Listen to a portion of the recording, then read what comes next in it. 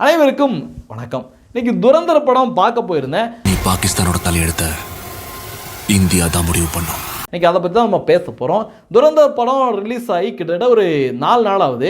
4 நாளும் பார்த்தீங்கன்னா ஹிந்திலே தான் ஓடிக்கிட்டு இருந்தது.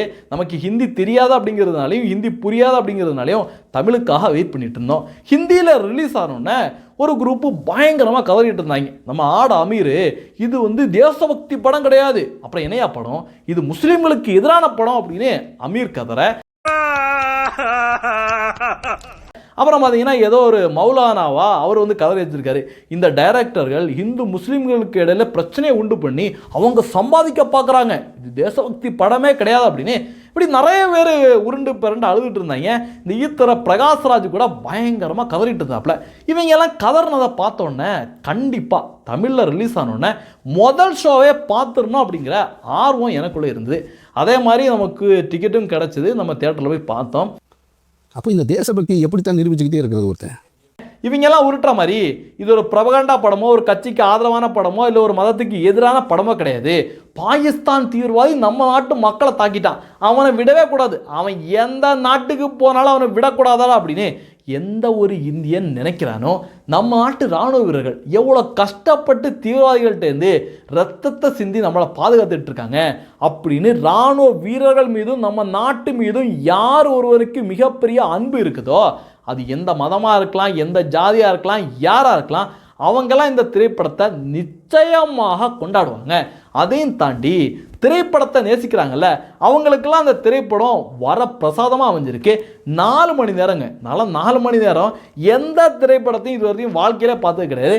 ஆனால் இந்த திரைப்படம் 4 மணி நேரமாக அப்படின்னு சொல்கிற அளவுக்கு ரொம்ப சீக்கிரமாக நேரம் போன மாதிரி இருந்தது. கொஞ்சம் ஒரு இடத்துல கூட நமக்கு போரே அடிக்கலை.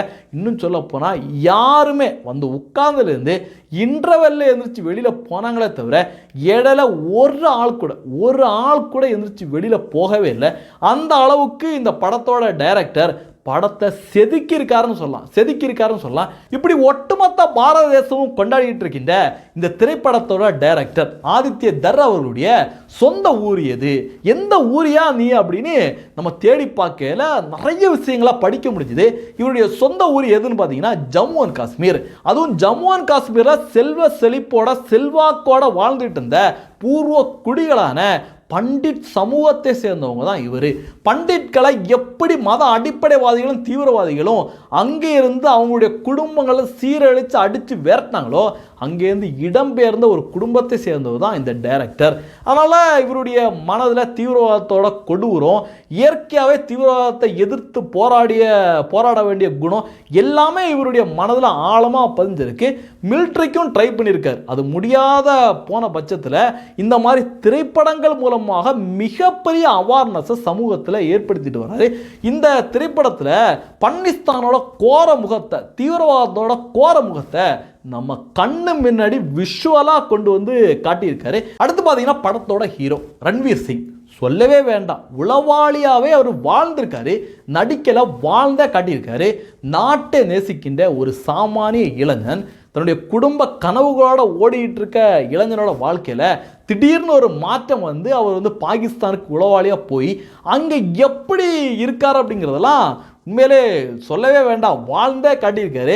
அதுவும் நம்ம நாட்டை பற்றி தீவிரவாதிகள் அங்கே பேசிக்குவாங்கல்ல, தப்பாக பேசுவாங்கல்ல, அப்போல்லாம் அவர் முகத்தில் அந்த காட்டுற கோவத்தெல்லாம் பார்க்கல ரன்வீர் சிங் மாதிரியே தெரியலை. ஒரு உளவாளியாக, ஒரு நாட்டோட ஒரு வீரனாக அங்கே பிரதிபலித்தார்.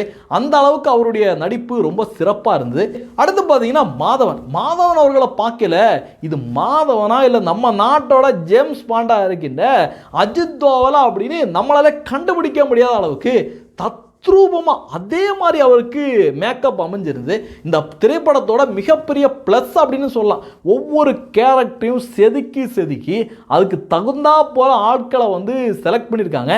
எங்கே போய் கண்டுபிடிச்சாங்க அப்படின்னு தெரியல.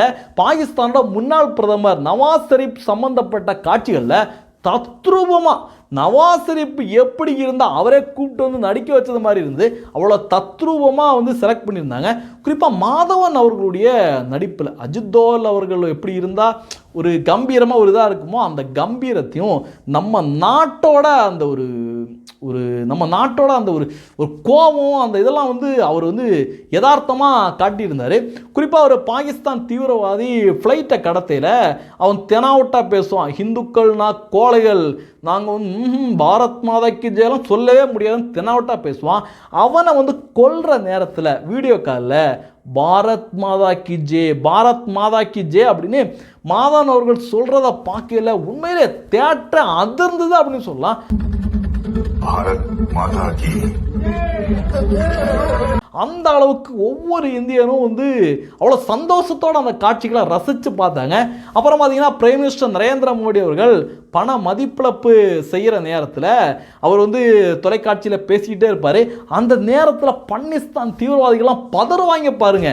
அந்த காட்சிகள்லாம் வேற லெவலில் இருந்தது. ஒட்டுமொத்த தேட்டரும் கைத்தட்டி அவ்வளோ ஆரவாரம் பாரத் மாதைக்கு ஜே அப்படின்னு அவ்வளோ சந்தோஷம். ஏன்னா அங்கே இருக்கிற எல்லாருமே பிஜேபிக்காரங்களாக இருக்கிறதுக்கு 100% வாய்ப்பே கிடையாது. அப்படி இருந்தால் தமிழகத்தில் பிஜேபி ஆட்சியை பிடிச்சிருக்கும். அதை தாண்டி பிரைம் மினிஸ்டர் நரேந்திர மோடி அவர்கள் நம்ம நாட்டு பிரதமரியா, ஹீரோயா, அவர் செஞ்சுட்டாரியா அப்படின்னு எல்லாருமே கொண்டாடினதை பார்க்கல அவ்வளோ ஒரு மிகப்பெரிய மகிழ்ச்சியாக இருந்தது. ஏன்னா பிரைம் மினிஸ்டர் நரேந்திர மோடி அவர்கள் அவருடைய ஒவ்வொரு நடவடிக்கையிலையும் பாகிஸ்தானை கதற விட்டுருக்காரு அப்படிங்கிறத இந்த படம் வந்து பட்டவர்த்தனமாக வெளிப்படுத்தியிருக்காங்க. அதையும் தாண்டி நமக்காக அவருடைய குடும்பங்களை விட்டு, சொந்தங்களை விட்டு, அவங்களுடைய சந்தோஷம் எல்லாத்தையும் விட்டுட்டு நம்ம இன்னைக்கு சந்தோஷமாக இன்னைக்கு பேசிகிட்டு இருக்கோம், குடும்பத்தோடு இருந்துகிட்டு இருக்கோம். ஆனால் நம்ம இப்படி இருக்கிறதுக்கு எவ்வளவோ தியாகிகள், இந்த தேசம் பாதுகாப்பாக இருக்கிறதுக்காக எவ்வளவோ முகம் தெரியாத ஹீரோக்கள் எந்தெந்த நாட்டிலே போய் உழவு பார்த்துக்கிட்டு இன்னமும் வந்து அவங்க வந்து அவ்வளோ துன்பத்தை அனுபவிச்சுட்டு இருக்காங்க. இந்த படம் பார்த்தீங்கன்னா உண்மையிலே எல்லாருமே பார்க்கணும்.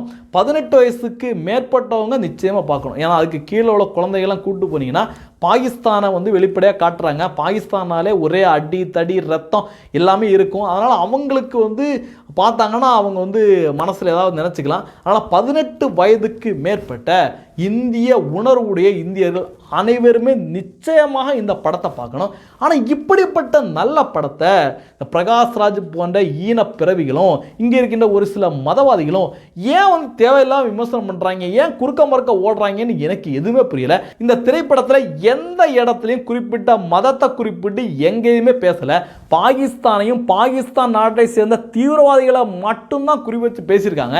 அது மட்டும் கிடையாது, ஹீரோவே ஒரு இடத்துல வசனம் பேசுகிற மாதிரி இருக்கும், நான் பாகிஸ்தானுக்கு எதிரான ஆள் கிடையாது, எங்கள் இந்திய நாட்டில் வந்து இந்திய நாட்டில் மக்களை கொண்டுட்டு இங்கே மனித மிருகங்களாக வாழ்ந்துட்டு இருக்காங்கல்ல, இவங்க பாகிஸ்தானுக்கே கேடு விளைவிக்கிறவங்க, அவங்களுக்கு எதிரானவன் தான் நான், அவங்கள தான் கொலை பண்ணுவேன் அப்படின்னு அவர் பேசுகிற வசனங்கள் கூட இடம்பெற்றிருக்கும். இருந்தாலும் என்ன பண்ணுறது, மதவெறியோட நிறைய பேர் இங்கே சுற்றிட்டு தான் இருக்காங்க. எல்லாருமே இந்த திரைப்படத்தை தியேட்டரில் போய் பாருங்கள், ரொம்ப அருமையாக இருக்குது. நன்றி, ஜெய் ஹிந்த், வந்தே மதுரம்.